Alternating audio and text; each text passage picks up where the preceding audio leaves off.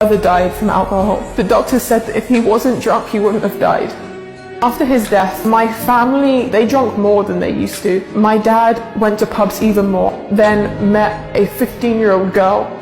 He ran away with a 15-year-old girl, and he left his entire family behind. My entire family split in half. I never saw my dad again. I grew up hating alcohol. I hated partying. But as I started getting older, everyone said, if you go to these clubs, you'll meet the right people. So I started doing it for that reason. I went to a nightclub. I ended up in hospital because somebody tried to kidnap me. I was in an awful state, thinking, why did I do this to myself? And when I came to Turkey, I stood between Blue Mosque and Hagia Sophia, and just hearing the azan, that is so beautiful, that is so peaceful. And I had an hour journey back to my hostel. I didn't know the way, so I got my phone out, I was ready to Google Map, and then my phone that was on 50% battery just died. I thought, God, if you're real, help me get back to my hostel. And in that moment, in a very, very, very, very long time, I wasn't anxious. Subhanallah, I just walked straight to my hostel. I didn't take a single wrong turn. Nobody helped me. Subhanallah, it wasn't me, it was Allah. And after that, I just kept learning. I kept reading the Quran, and lockdown forced me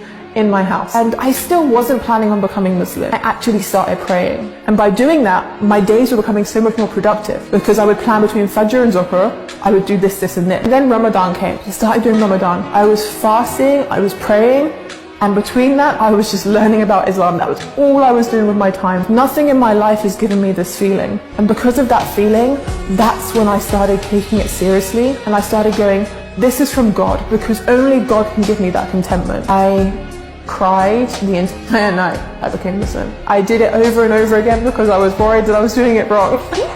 I'd take a breath and then I'd try again, then I'd start crying.